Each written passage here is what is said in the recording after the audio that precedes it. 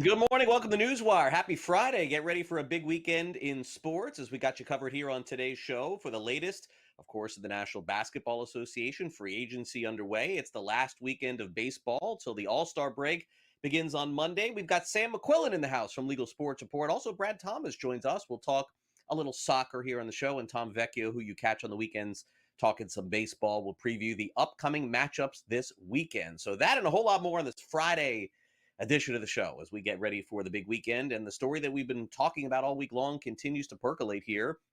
You know, a lot of you folks are betting on sports. You're watching this network wondering, is there going to be a change potentially in what you could claim on your tax return as far as wins and losses in 2025? Well, it seems like there's more legislation pushing toward you still being able to claim 100% of your gambling losses, but this is not going down without a fight. In fact, yesterday, a Nevada senator introduced a bill to repeal the gambling deduction decrease, but failed to do so under unanimous consent. So now it goes to a vote. President of the United States basically coming out in a bill essentially saying that you can only file 90% of your losses in gambling on your tax return. Others feel like you still should be able to file 100%. The state of New York doesn't want you to file any of your losses. Stay tuned. Next week, of course, we'll have an update on that as well. Meanwhile, FanDuel, very popular sports betting company, has decided to own 100% of their shares and stake. Boyd is selling the 5% stake that it has in FanDuel, receiving its market access deal for nearly $1.8 billion. FanDuel had a release yesterday saying that Flutter is going to buy the stake. Now they have 100% ownership of one of the top U.S. sports betting brands, which will close in the upcoming third quarter. Valuation of FanDuel, by the way, set at approximately $30 billion. Sports betting company. Wow. Okay, Oklahoma City Thunder giving out almost $1 billion in contracts. NBA All-Star Jalen Williams has agreed to a 5-year maximum rookie contract extension. Seems exactly like Paolo Banchero's.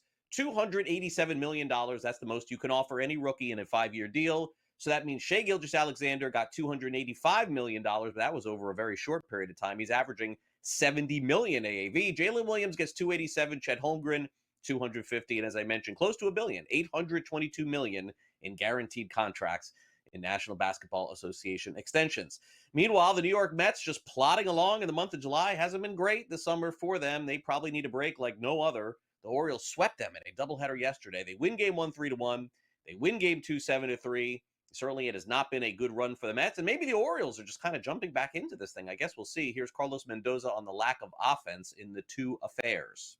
Carlos, on an offensive day like this, do you tip your cap to the pitchers, or was there something in the at-bats that you didn't love? I mean, they got a good bullpen. There's, when you see the guys that come out of their bullpen, they got pretty good stuff. I thought, especially early on, we had some good at-bats against Sugano. We created traffic. We just couldn't put anything together, against the starter. And that's going to be the key, especially against a team like this. We know that the starting pitcher for them has been a struggle. And then coming into a series, you look at their bullpen, and it's basically you're trying to get to the starters. We had an opportunity on game 1. We didn't do it. I thought it was better in that first inning, second and third. We were able to get the guy over, get the guy in. But then we just couldn't add on. We had a hard time putting together a rally. And, it was a tough day for us overall offensively. What comfort do you take knowing what you're getting back this weekend as far as pitching? What's that again? What comfort do you take knowing you're getting Manat? It's a big boost. Getting Senga back, getting Sean back. I've been saying it. They're a big part of this team, and for us to be able to get those guys before they break, obviously, is important for us. We're gonna need them. The fact that we got Senga tomorrow, it's a good sign. Out west, the Padres and Diamondbacks battling it out all week. A lot of close games, a lot of one-run games. Tatis with a home run yesterday. Machado with a home run yesterday. He's had a nice season for them as well. They go deep. The Padres beat the Arizona Diamondbacks 4-3. It's been a special time for Machado, who just got his 2,000th hit earlier in the week. Machado, after the home run last night, talked about just doing the little things right in this series. I think just the bats we had as a group, as a collective group. I think it was a great approach we had as a team, and we stuck to it. We made them work and get into that bullpen pretty early. So we got to continue doing that. Once you do that, and then you know where their bullpen's at, you know where your bullpen's at. Yeah. What's your level of confidence in your fifth inning or sixth? No, we know we got the upper advantage, right? With the team we have, with the bullpen, we had all our guys up today available. So we just had to get it to them. Obviously Motorhome came in and gave us a hell of a inning in a third there, and follow with Adams and then Estrada. I mean it was played perfect, right? Obviously, and we're able to give them a couple runs early on that they can go out there and kind of pitch their game and do it. But overall, I think it was great. Good defense. The approach as an offense was great. And then the bullpen's been, they came in and did what they've been doing all year. Meanwhile, another tough series for the Atlanta Braves. Have to wonder what direction they're going to be headed coming up in a couple of weeks. They lose again to the Sacramento A's in 11 innings, this time 5-4. In this one, Tyler Soderstrom had the game-winning hit. Braves are headed in the wrong direction. A's seemingly headed at least back in a decent direction. One of their big stories this season has been Nick Kurtz, who came up and in 55 games has 15 home runs, including a lot of big shots for them late. Here's Kotze on his rookie. We've asked you about Nick Kurtz and his ability to deliver late in games. I think that's his 7th homer in the 8th inning or later. Just how big was that in that moment to kind of get new life there with that leadoff homer in the 8th? That was incredible. The at-bat there, I faced him last night, punched out on 3 sliders. It's an at-bat that, I'm thankful that he got to face him last night and kind of just see the arm angle, see the action of the pitch. He just continues to impress, as we all know. From an offensive standpoint, this kid he's just taken over really, and it's been fun to watch. And tonight was just another night that it feels really good for him, for the team. Tonight was a great team win. The biggest performance, in my opinion, of the night was Sterner. In his 2 innings and extra innings with a runner on second. To handle those 2 innings without giving a run is pretty remarkable. Also in baseball action, the New York Yankees are going to have another contestant this year in the home run derby. It will be Jazz Chisholm Jr. We'll talk about that a little bit later in the show, but the Yankees do win yesterday, beating the Mariners by a final of 6-5 in the game yesterday. Seems like the Yankees have turned the ship around a little bit. Here's Aaron Boone on the win over Seattle. When bases are loaded and you have Aaron Judge coming to the plate in that situation. Yeah, obviously at that point with a lefty, with anyone, but especially a lefty, they got to pitch to him. But a great at-bat by Grish, to work the walk in that situation. I thought Grish had a lot of really good at-bats tonight, but that one in particular to set the stage, and just enough of it. Rodriguez made a great throw, but what a great slide by Volt. Any doubt in your mind that he was in there? No, I asked on the replay. I figured they'd challenge, obviously, just being the end. But I had the best seat in the house for it. Like, I saw his hand go right in there. I saw the throw was on target. I'm like, oh, no. But I saw his hand in there, and Volpe jumped up safe. It was a good call by Nick, and then we got confirmation. Meanwhile, also in baseball yesterday, don't look now, but the Red Sox are super hot. 7 wins in a row as they beat the Rays. It's their first 7-game win streak since 2023. Adolis Garcia hit a home run. The Rangers beat the Angels 11-4. No game for the Guardians and White Sox. They're going to play a doubleheader, so some early baseball happening in Major League Baseball today. In addition, we've got some great soccer matchups coming your way this weekend. We'll preview that with Brad Thomas as he joins us coming up next here on the show. Also, a big Wimbledon matchup coming up this weekend. My goodness, Jannik Sinner, Novak Djokovic. This could be a match for the ages. We have it covered for you this weekend here on SportsGrid. But we'll check out the pitch with some soccer. Brad Thomas joins us up next, gives us some potential betting options when we return on SportsGrid right after the break. Don't go away.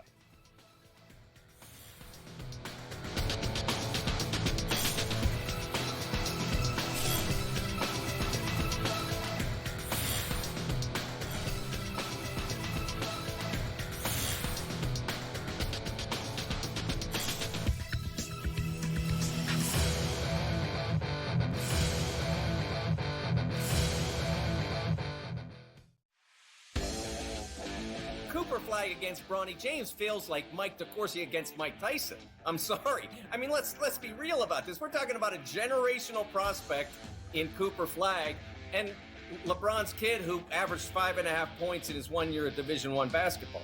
I'm not saying LeBron is a poor player, but I don't see him as an equal attraction or an equal. Pharrell Coast to Coast, only on SportsGrid. Things you have to look at is what the team has the following day, especially when it comes to bullpen usage. You know, a lot of the things I like to attack is you see these extra inning games, these games get drawn out, these bullpens get worn, or if someone gets shelled the first 3 innings and they got to go to the pen, you know, early, you know, that's a good spot to kind of hop in the middle of the next game. You know, you got a tired bullpen, right? You try and take advantage there, maybe with an over, maybe with the money line. You're getting plus money on a favorite at that point. In-game live, only on SportsGrid. Piece of an interesting couple of weeks in California, if you recall, just I think it was 2 weeks ago, language was inserted into a bill that would outlaw or ban sweepstakes casinos and sports betting, which of course we've seen lots of that happen this year. So California is an interesting market because, as you've said, there is no legal online casino, there is no legal online sports betting. NewsWire, only on SportsGrid. Like Montreal, has a new coach. Like I might be the new coach in Montreal in 2 weeks. Like they have a new coach all the time, and they always have, oh yeah, we're playing a new system. They're like, they have a bunch of 20-year-old players and kids on the pitch. Anyone that's good, they sell and they trade for money all the time. Like it's a real disaster. But they hit a new low tonight, getting eliminated by the Forge. Sports Rage tonight, only on SportsGrid.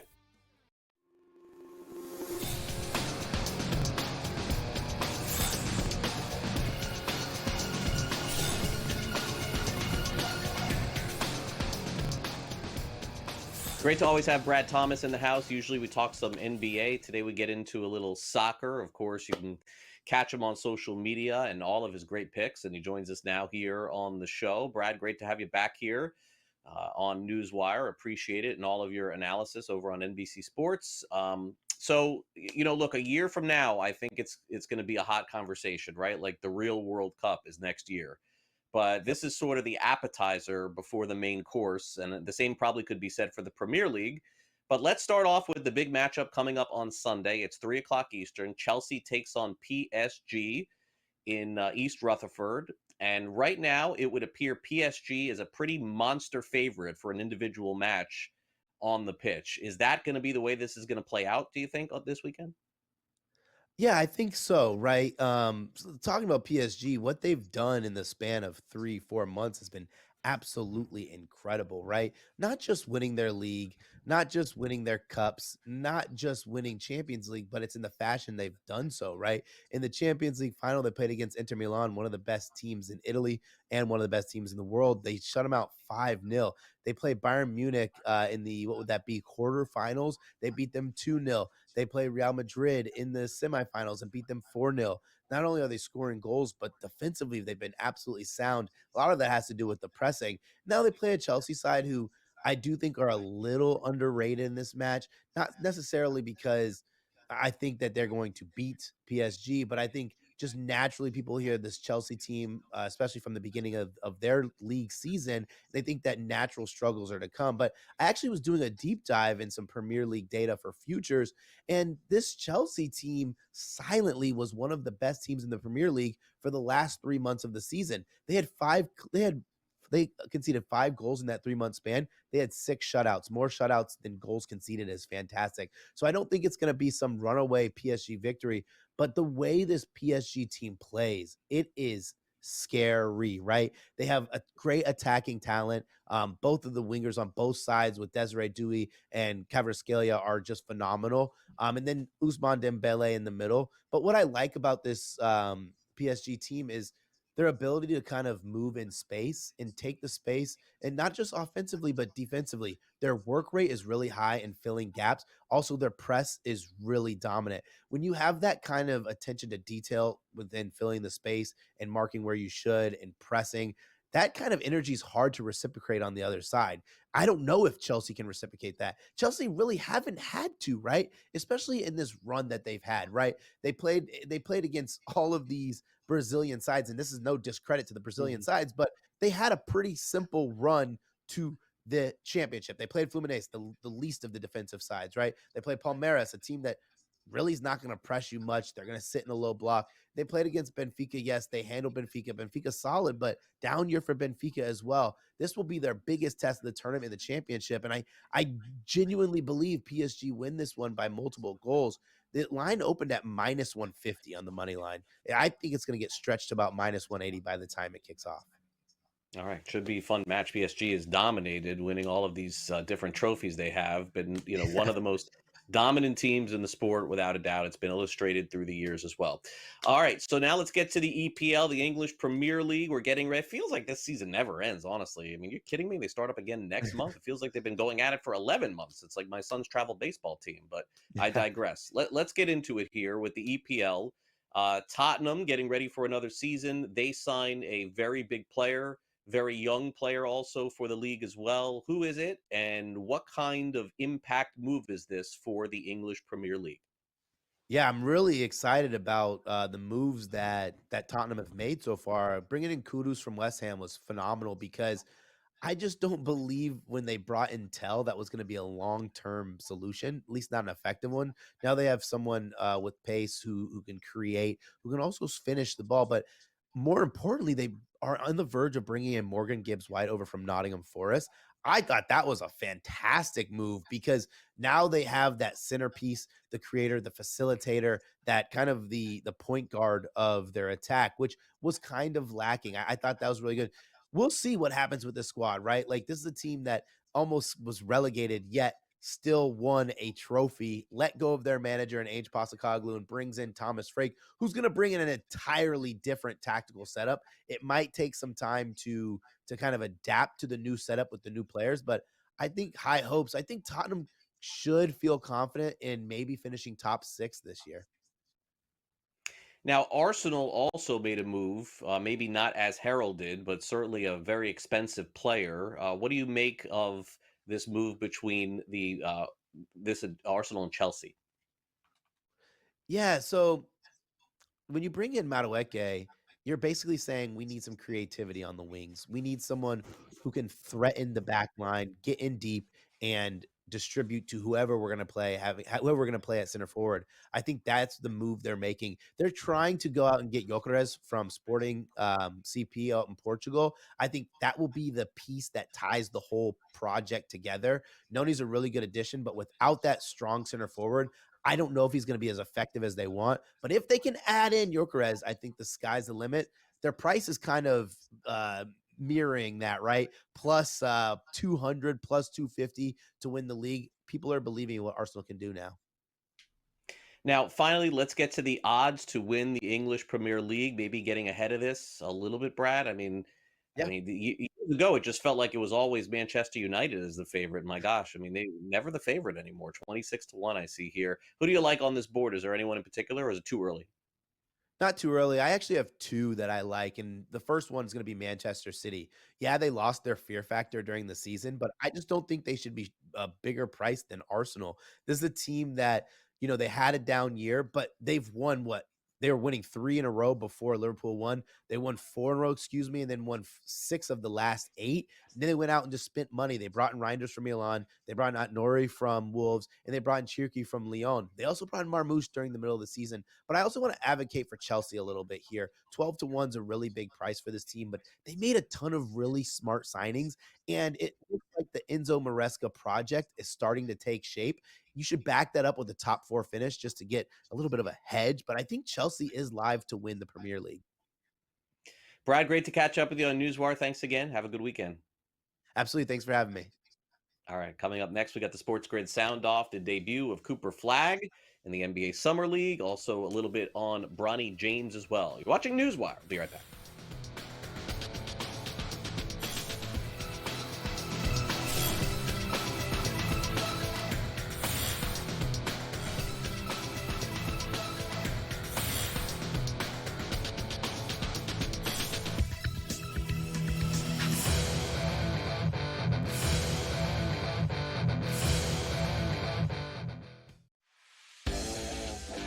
Cooper Flagg against Bronny James feels like Mike DeCourcy against Mike Tyson. I'm sorry. I mean, let's be real about this. We're talking about a generational prospect in Cooper Flagg, and LeBron's kid who averaged 5.5 points in his 1 year of Division I basketball.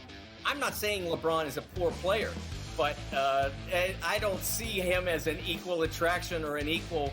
Pharrell Coast to Coast, only on SportsGrid. Things you have to look at is what the team has the following day, especially when it comes to bullpen usage. You know, a lot of the things I like to attack is you see these extra inning games, these games get drawn out, these bullpens get worn, or if someone gets shelled the first 3 innings and they got to go to the pen, early, that's a good spot to kind of hop in the middle of the next game. You got a tired bullpen, right? You try and take advantage there, maybe with an over, maybe with the money line. You're getting plus money on a favorite at that point.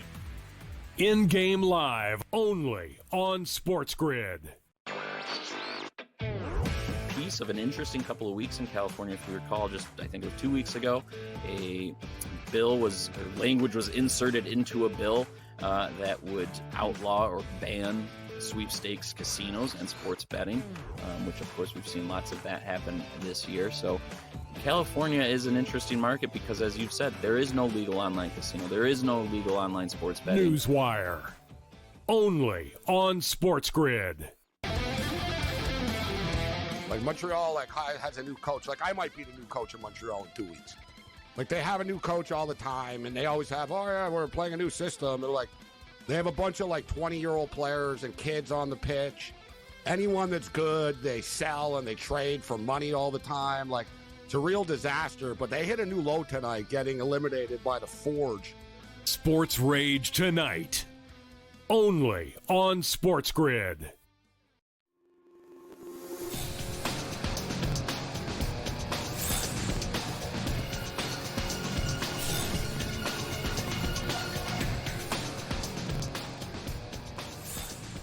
All right, welcome back to NewsWire here on SportsGrid as we get ready for a big weekend in sports. We've got the NBA's Summer League going on right now. How about that? And the debut of Cooper Flagg in an NBA uniform. So let's get to the newest Dallas Mavericks rookie and also hear how it was to face him from Bronny James. Time now for the SportsGrid Sound Off.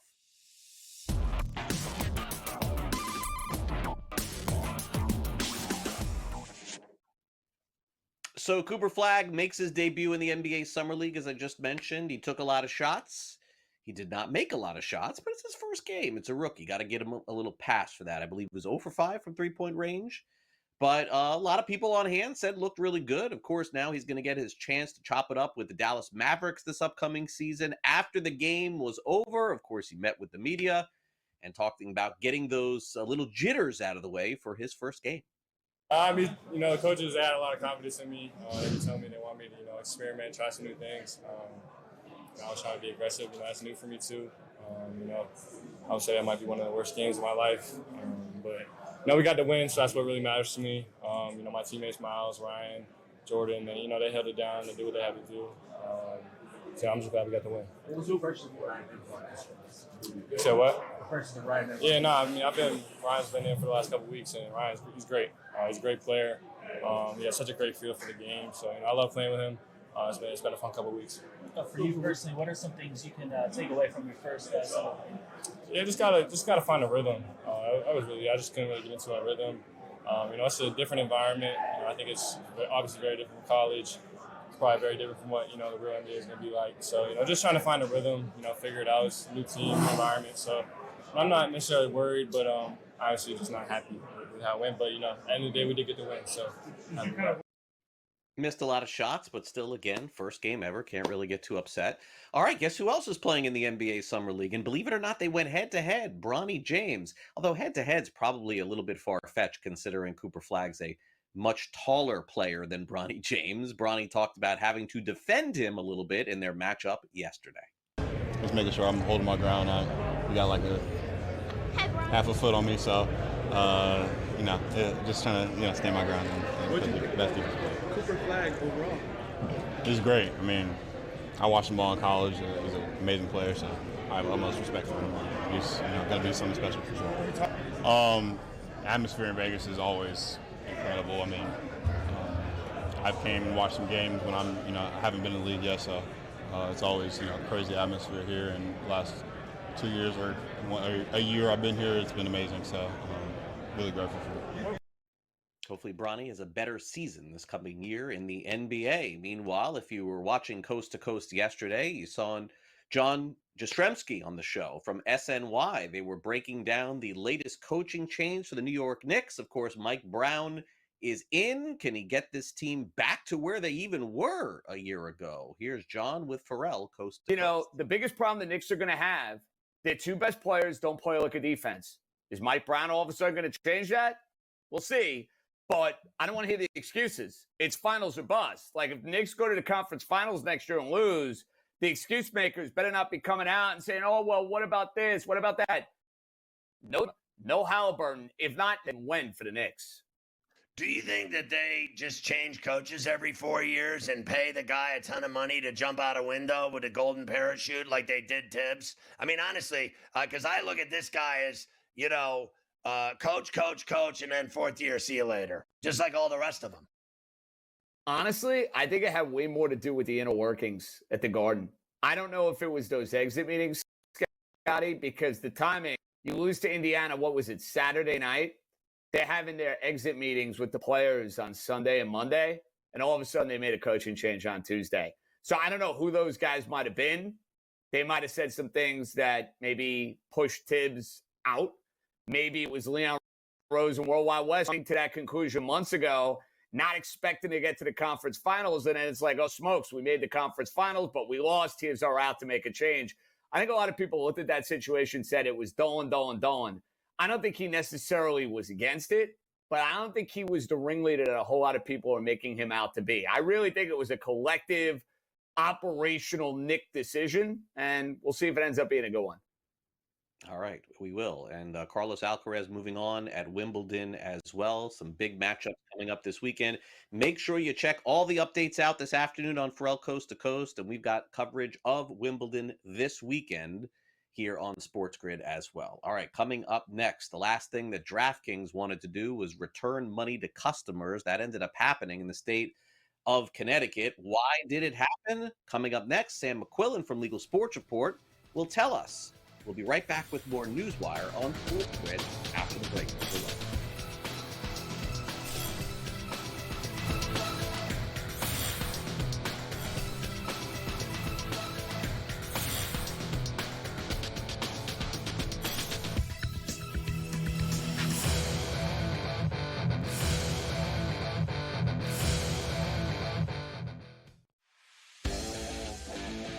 Flag against Bronny James feels like Mike DeCourcy against Mike Tyson. I'm sorry. I mean, let's be real about this. We're talking about a generational prospect in Cooper Flag and LeBron's kid who averaged 5.5 points in his 1 year of Division I basketball.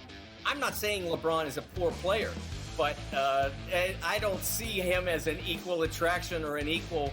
Pharrell Coast to Coast, only on SportsGrid.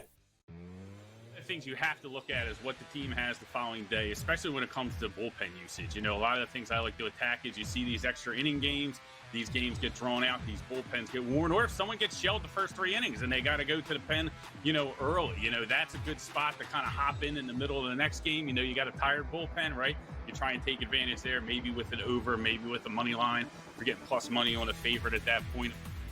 In-game live, only on SportsGrid. Piece of an interesting couple of weeks in California. If you recall, I think it was 2 weeks ago, language was inserted into a bill that would outlaw or ban sweepstakes casinos and sports betting, which of course we've seen lots of that happen this year. So California is an interesting market because, as you've said, there is no legal online casino. There is no legal online sports betting. NewsWire, only on SportsGrid. Devin Booker had to run the point when Chris Paul was hurt. And we're like, Devin Booker's a point guard. Devin Booker's not a point guard. Neither is Jalen Green. So I need to know, once you get rid of Bradley Beal, who cannot be on that team, who is the point guard? And then I think as a sixth man, I actually don't mind it with Jalen Green. Betting above the rim, only on SportsGrid.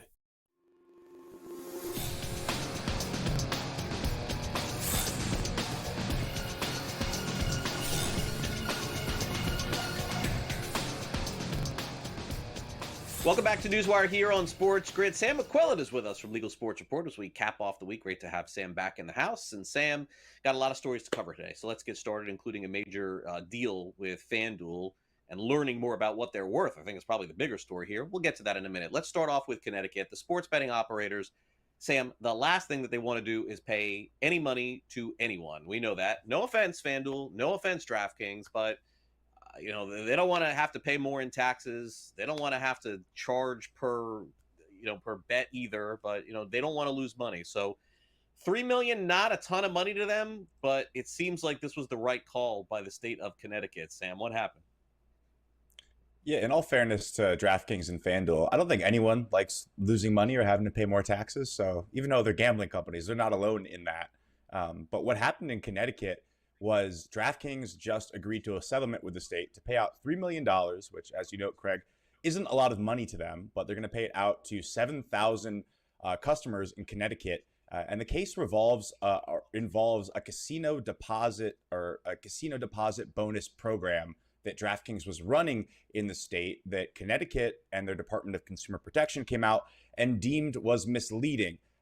A lot of the times, it's not just so cut and dry when you get a deposit. If you place your 200 or whatever, you expect a match.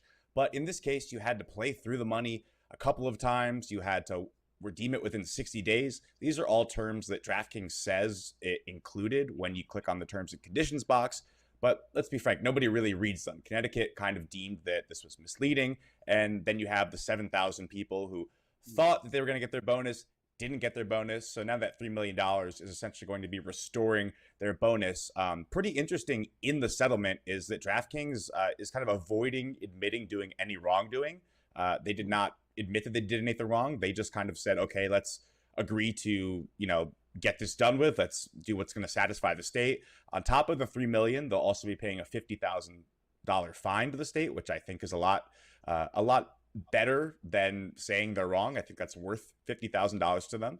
And they're also going to, or they say they're going to tighten up their risk-free and promotional terms and the way they kind of advertise in the state, which is important because Connecticut has taken issue with them before. They actually sent a cease and desist a few years ago around one advertisement or a marketing campaign that said was violating this, and that's kind of how we got here in general. But zooming out, this has been a big issue in the sports betting industry for a while now. You have a lawsuit in Massachusetts that DraftKings is currently fighting, which is a class action, which says, again, that they were deceptive with the way that they advertised their bonuses, that they required you had to play through your deposit 5 times and get it within a certain number of days. And again, all this stuff wasn't cut and dry. So that class action is, again, something that DraftKings is fighting. And then in Baltimore, or in Maryland as well, DraftKings and FanDuel are fighting a case against Baltimore, which again is centered around what they're calling allegedly misleading bonus programs that get people to deposit, put their money in, and not necessarily get what they were promised back. And in this case, with that lawsuit in Baltimore, they also say it gets people to become problem gamblers. So a lot more on their plate. I think for DraftKings, they want to just kind of check the box here, give the $3 million back. It's not worth fighting. And if you can get away with saying that, hey, we didn't do anything wrong and a slap on the wrist, then you're okay. Yeah, makes a lot of sense. Good explanation there. You can read more about this at legalsportsreport.com. You can also read about the very latest hire by Prize Picks, very interesting new name that's into the fold here, Sam, with all the controversy surrounding daily fantasy and these peer-to-peer games. Makes sense that some of these companies got to bring in somebody from legislature to fight their battles. Yeah, absolutely. Prize Picks is definitely beefing up right now with this big hire of Todd Grossman, who's the former general counsel and the interim executive director of the Massachusetts Gaming Commission, which is pretty important because that is the strictest, most active gaming commission out there. They have 3 meetings a week to discuss the most minute details and comb through everything. They really put these sports books and daily fantasy operators over the grills. So getting this guy who was their general counsel now to be in charge of public policy is huge for Prize Picks. And it's also very interesting that he was involved in a case kind of against Prize Picks in Massachusetts last year. The attorney general in Massachusetts came out and said he was preparing legal action against Prize Picks for what he believed was unlicensed sports betting. Again, these player prop style parlays that are put into a sort of daily fantasy sports pick'em contest.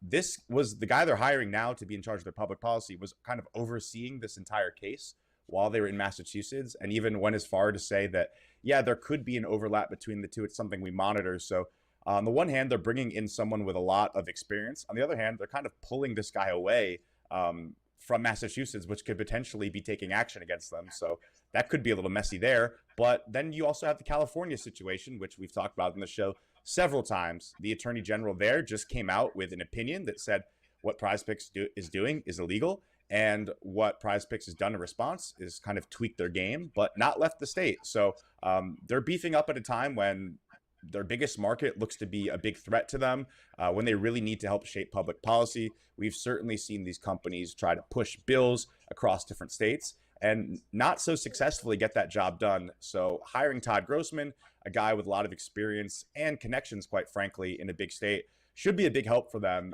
and probably not the last we're going to hear about a big hire from PrizePicks. It seems like they're really gearing up for a lot of policy and lobbying now beyond just kind of working with regulators. All right. And finally, I think we learned quite a bit about FanDuel over the last 24 hours. Yes, the story is up at Legal Sports Report about Boyd's selling 5% of their stake. Sam, the bigger story is what this company is now worth, isn't it? Yeah, it just keeps getting bigger and bigger. Flutter, which is the parent company of FanDuel, it bought FanDuel in 2018. A great return on investment for them. They just bought the remaining 5% stake for $1.8 billion. So I wasn't a math major, but you can do the math there. That's a lot of billions. And Flutter is pretty happy that they now own the entirety of FanDuel, which is the biggest sports betting brand in the US. Anytime you talk to any investor, they're always focused on Flutter. DraftKings is up there as well, but we've seen FanDuel, you know, they've done what they've done. They have all the market share. They're able to squeeze more money out of customers, more revenue, more parlays. They have the best tech. They have the best brand awareness. So not surprising that they would want to gobble up the rest of it. For Boyd, it actually is a good deal for them because they will now get a fixed percentage of FanDuel revenue in a bunch of states.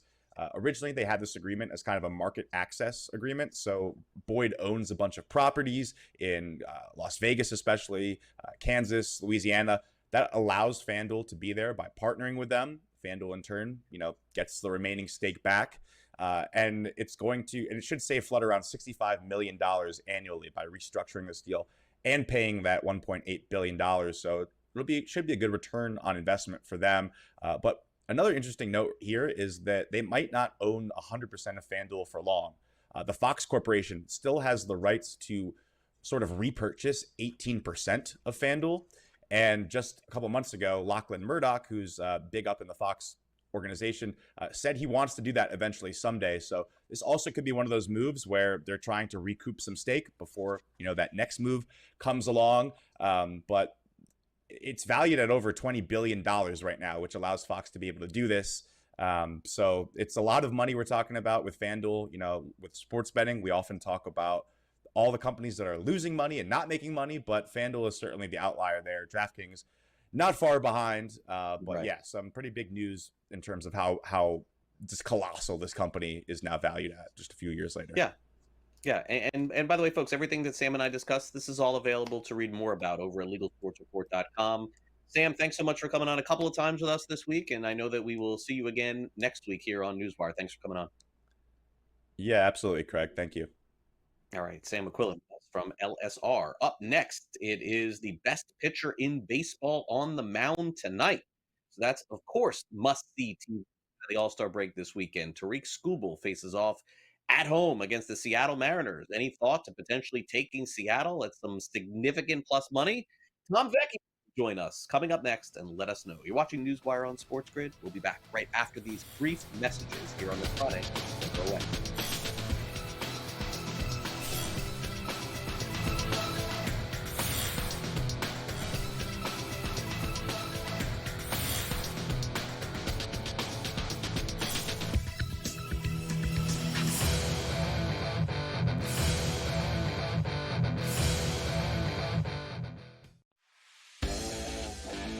Cooper Flag against Bronny James feels like Mike DeCourcy against Mike Tyson. I'm sorry. I mean, let's be real about this. We're talking about a generational prospect in Cooper Flag, and LeBron's kid who averaged 5.5 points in his 1 year of Division I basketball. I'm not saying LeBron is a poor player, but I don't see him as an equal attraction or an equal. Pharrell Coast to Coast, only on SportsGrid. Things you have to look at is what the team has the following day, especially when it comes to bullpen usage. You know, a lot of the things I like to attack is you see these extra inning games, these games get drawn out, these bullpens get worn, or if someone gets shelled the first 3 innings and they got to go to the pen, early, that's a good spot to kind of hop in the middle of the next game. You got a tired bullpen, right? You try and take advantage there, maybe with an over, maybe with a money line. You're getting plus money on a favorite at that point. In-game live, only on SportsGrid. Piece of an interesting couple of weeks in California. If you recall, just I think it was 2 weeks ago,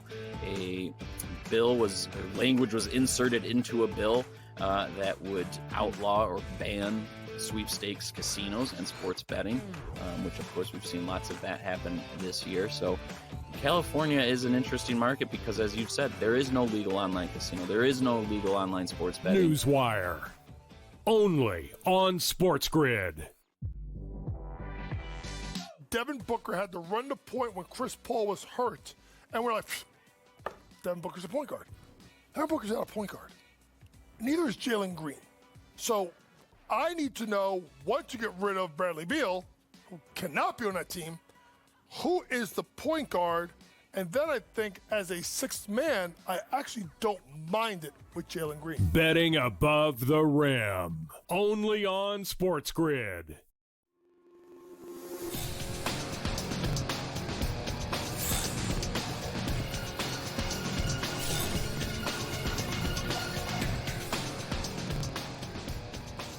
All right, welcome back to NewsWire. Coming up on Sunday, Tom Vecchio breaks down the latest in Major League Baseball. And by the way, no games Monday, Tuesday, Wednesday, Thursday of next week. So Tom's got to scratch that itch this weekend for baseball. Tom, great to have you back here on NewsWire. Really appreciate it. So let's start off with the matchup of the night. Without a doubt, it's arguably the Cy Young Award winner. I feel like he's getting close to wrapping this thing up, which is nuts in July. But Tariq Skubal will pitch tonight against the Mariners, and generally, what you see when he does are low totals and almost minus 200 across the board. It doesn't matter who he faces. That's the case tonight, although Luis Castillo is a pretty good pitcher for Seattle. Seattle has good pitching. Minus 225 tonight with Skubal. Laying a run and a half with a home team is a little bit difficult sometimes. Again, they don't get their full complement of 9 innings if they're up. Do you make anything of tonight's game? Any opinion?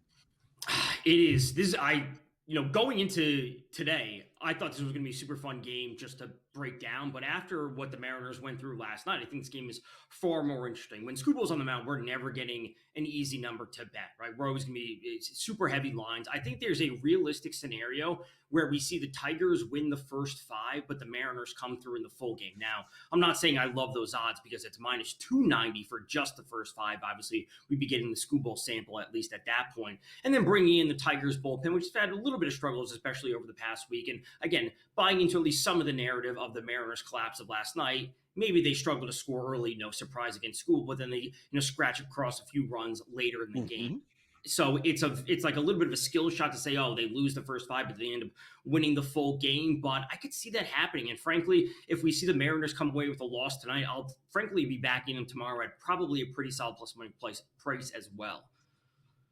The Mariners, meanwhile, it's sort of been odd for them with their pitching against Pittsburgh. No runs, 12 hits, 4 walks against the Yankees. They got blown up here a little bit. But, overall, I would say that, even with some of the struggles of a couple of their pitchers and injuries this season, that's been a story for them. You feel like Seattle is in the upper echelon of starting pitching moving forward. I do. I always like to phrase things. I'm like, is this a bad game or a bad series, or is this a sign of bad things to come? I would say this was a bad series. Like I'm fully confident in the Mariners pitching staff overall. Wu, Kirby, Gilbert, like that trio, I think is absolutely awesome. I think this was a bad series. It just was. I do not think this is a sign of bad things to come. I think they'll be fine. All right, let's talk Tigers baseball here a little bit. Their win total keeps climbing and climbing. I know they're going to fly above what it was before the season, but it's up to 98.5 now, and they're the favorites to the American League, and among the favorites to win the World Series. But, this is a really tricky time to look at anything, honestly. I mean, Tom, we are just weeks away from finding out which teams take that next step. I mean, through the years, the Dodgers have been just so aggressive by getting Machado and Trey Turner and Scherzer through the years, and I kind of feel like they're going to do that again. But why wouldn't the Tigers make that next step too? I could see them making a monster move. Yeah, I think this is the time for them to be aggressive. I actually don't mind that win total over 98.5. A part of me, I'm looking at the Guardians. If they continue to struggle, is there a need for them to push to get Shane Bieber back in the rotation, right? So if they don't bring him back, they don't force him, get him back early. Does that add up an extra few losses here or there? Just puts the Tigers in that much better of a spot to pick up a few more wins. So when it comes to the Tigers World Series price or you want them to win the ALCS, I actually like looking at direct outcomes.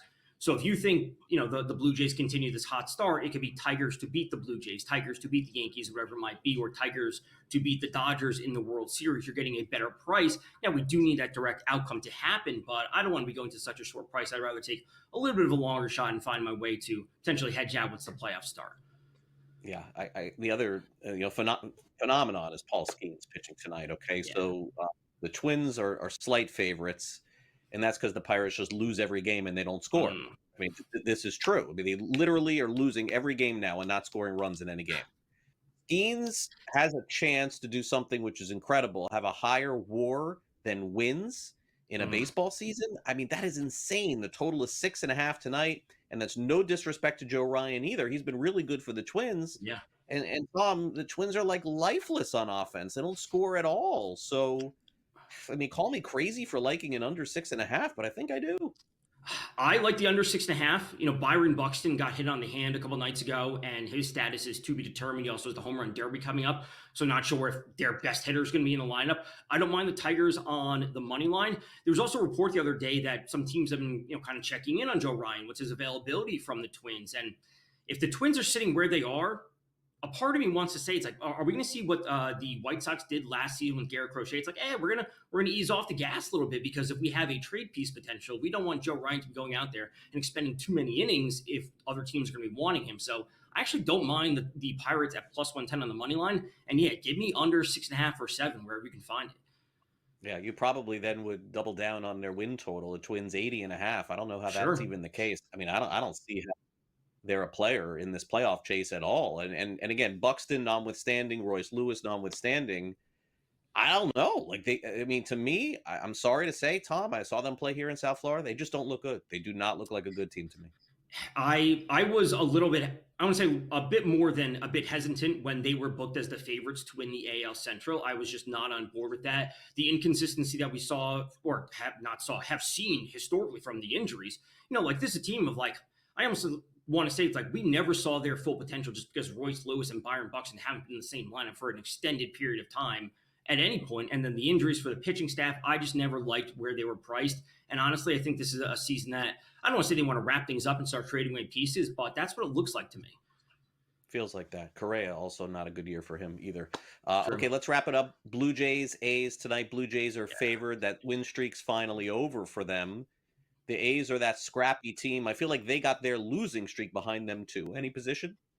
Yeah, I really like the over, and I do like the Blue Jays to get back on another winning streak. It was a great win for the Athletics last night. Got a couple runs off of Strider early with some home runs. They walk it off, but the Blue Jays are the better team. I'm not going to say they're dramatically better, but they are in a great hitting environment. It's going to be super hot there with wind blowing out. Scherzer, I honestly don't know what we're going to be getting from him tonight. I want to bank on ultimately the Blue Jays lineup coming through and kind of powering them to the win. All right, Tom, have a good weekend. Enjoy the show on Sunday, and we'll catch up again next week. Thanks again. Thanks for having me. All right, coming up next, very popular escape rooms wherever you are, trying to figure out how to get out of rooms. Really cool experience.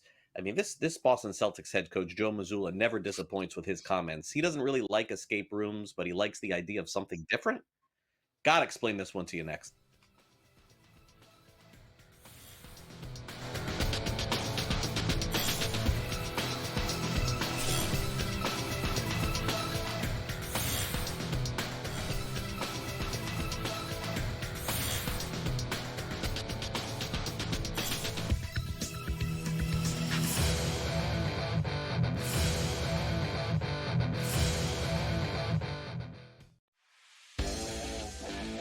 Cooper Flag against Bronny James feels like Mike DeCourcy against Mike Tyson. I'm sorry. I mean, let's be real about this. We're talking about a generational prospect in Cooper Flag, and LeBron's kid who averaged 5.5 points in his 1 year of Division I basketball.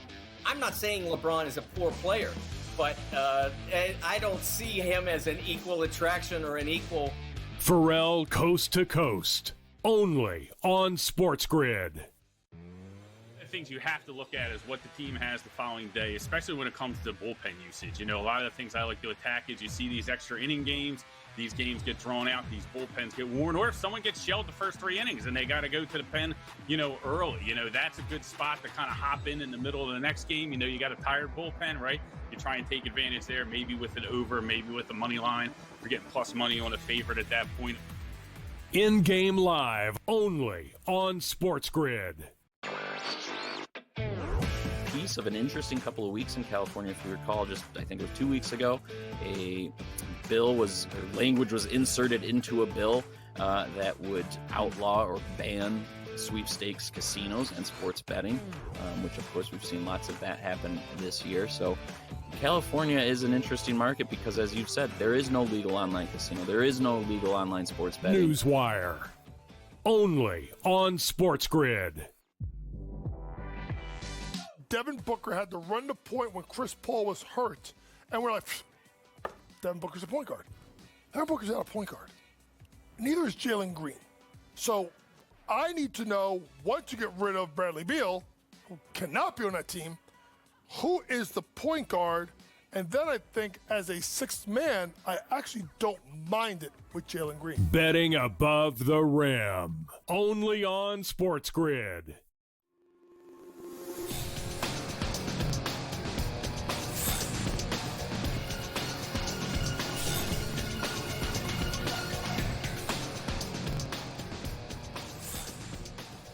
All right, welcome back to NewsWire here on SportsGrid. There's a big boxing match, by the way, tonight for those of you who are interested. The third time Katie Taylor and Amanda Serrano will face off, women's boxing in the ring. They've had some incredible fights, Fight 1 and Fight 2.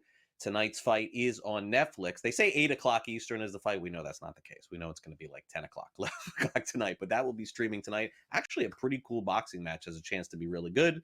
All right, so now let's wrap up the show here with an update on the home run derby field. Also, Najee Harris did not take my advice on July 4th, and Joe Mazzulla would never take my advice. This guy is in a world of his own. Time now for some last licks.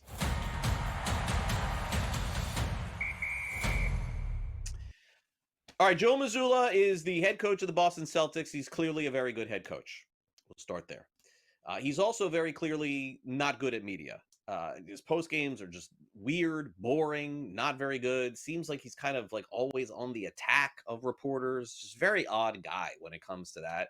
So it should come as no surprise that on a video podcast that he did when they were asking about things that are fun and, mentioned, I guess, the idea of going into one of these escape rooms. It's a very popular thing. If you've never done it, a lot of people get together. There's clues. It's like trying to figure out a way to get out of rooms. You got to work together to get it done. Mazzulla talked about what would be fun would be to be like in a situation room as opposed to an escape room, and the possibility of having to go to war against another country and making those decisions when to fire the bombs. What a strange answer and what a strange idea. I don't know that anybody's really would want to do that, but hey, look, to each their own. Mazzulla is going to have a hard time coaching the Celtics this year. They're going to be missing a lot of their good players. They're not nearly the favorite that they were a year ago to win the NBA championship. But hey, if all else fails, fire some bombs, Joe. Sounds like a good idea. Last week here on the show, I was on and I said to everyone out there, make sure you exercise caution. We've seen issues with people before having injuries on July 4th. You may remember many years ago, Jason Pierre-Paul, formerly of the New York Giants, Tampa Bay Buccaneers, ended up having a major hand issue after setting off fireworks. For whatever reason, folks, they don't listen. They still do not listen. We just found out this in the last 24 hours. How about this one? Najee Harris, formerly running back of the Pittsburgh Steelers, now with the Chargers, suffered an eye injury in a July 4th fireworks incident, but his agent said that he is, quote, fully expected to be ready for the upcoming season. So get ready for more reporting on this. Now, do we believe the agent? I mean, okay, fine. But come on, guys, girls, like stay away. Let somebody else set off these fireworks. I just don't understand it. Every year how this can happen. Hopefully Najee is okay. I know he signed that big contract to leave Pittsburgh and go to the Chargers, so hope for the best, but they'll never learn. It's not just him. There's other people. If you see the videos that are posted for these people doing stupid things on July 4th. Why? I don't know. I've just never, maybe it's just me. I've never had the infatuation to just like light fireworks off all night. I think our producer Frank did. I think he sent me a picture of fireworks. He's another one of those guys, but he made it out okay. Final player in the home run derby this year. The field is now set. It's going to be Jazz Chisholm Jr. joining the field. All right. So it is, let's see. The favorite is Cal Raleigh, who leads the majors in home runs. Ronald Acuna Jr. is plus 370. He is next in line. And O'Neal Cruz is right there as well. After that, it's rookie James Wood, Byron Buxton, Junior Caminero, Jazz Chisholm, and Brent Rooker. So going to tell you a little true story here as we end the show. So Jazz made the All-Star team, his first All-Star team in Los Angeles, California. I was at the game, covering the game a few years ago when he was with the Marlins. Jazz, who was on the injured list and was about to be out for the season, was actually taking batting practice in Los Angeles with a broken bone in his back. To the point that after he was done with batting practice and he was prohibited from taking batting practice, Major League Baseball officials had to run after him in the clubhouse and find him and tell him that he is not allowed to be on the field doing those things while you are currently on the IL. Now, Jazz had somehow escaped and got out of there before they ended up finding him, and I don't think that he was seen again the rest of the weekend. True story from the All-Star game, because I was there, finding out what was going on with the Marlins. Great to see Jazz there, but he's not going to. I don't think Jazz is going to win the home run derby. Not that I'm betting against him, but my pick to win the home run derby on Monday night, subject to change, at least for right now, is going to be Junior Caminero of the Tampa Bay Rays. Hottest hitter in baseball. Well, we have time. We can do this again on Monday. Thanks again to Sam McQuillan and Brad Thomas for coming on the show, and Tom Vecchio, and thanks to our director Luke, and for my producer Frank, I'm Craig Mish. I'll see you back here tomorrow morning for Fantasy Sports Today, or Monday morning here on NewsWire. Have a great weekend, everyone. See you next time.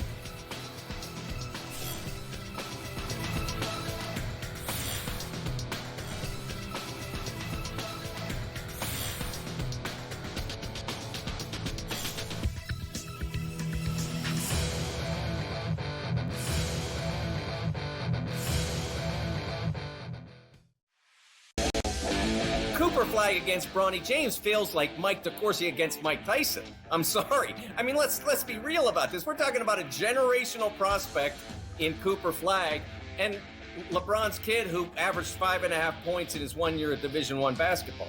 I'm not saying LeBron is a poor player, but I don't see him as an equal attraction or an equal. Pharrell Coast to Coast, only on SportsGrid. Things you have to look at is what the team has the following day, especially when it comes to bullpen usage. A lot of the things I like to attack is you see these extra inning games, these games get drawn out, these bullpens get worn, or if someone gets shelled the first 3 innings and they got to go to the pen, early, that's a good spot to kind of hop in the middle of the next game. You got a tired bullpen, right? You try and take advantage there, maybe with an over, maybe with the money line. We're getting plus money on a favorite at that point. In-game live, only on SportsGrid. Piece of an interesting couple of weeks in California. If you recall, just I think it was 2 weeks ago, language was inserted into a bill that would outlaw or ban sweepstakes casinos and sports betting, which of course we've seen lots of that happen this year. So California is an interesting market because, as you've said, there is no legal online casino. There is no legal online sports betting. NewsWire, only on SportsGrid. Like Montreal, has a new coach. I might be the new coach in Montreal in 2 weeks. They have a new coach all the time, and they always have, we're playing a new system. They're they have a bunch of 20-year-old players and kids on the pitch. Anyone that's good, they sell and they trade for money all the time. It's a real disaster, but they hit a new low tonight, getting eliminated by the Forge. Sports Rage tonight, only on SportsGrid.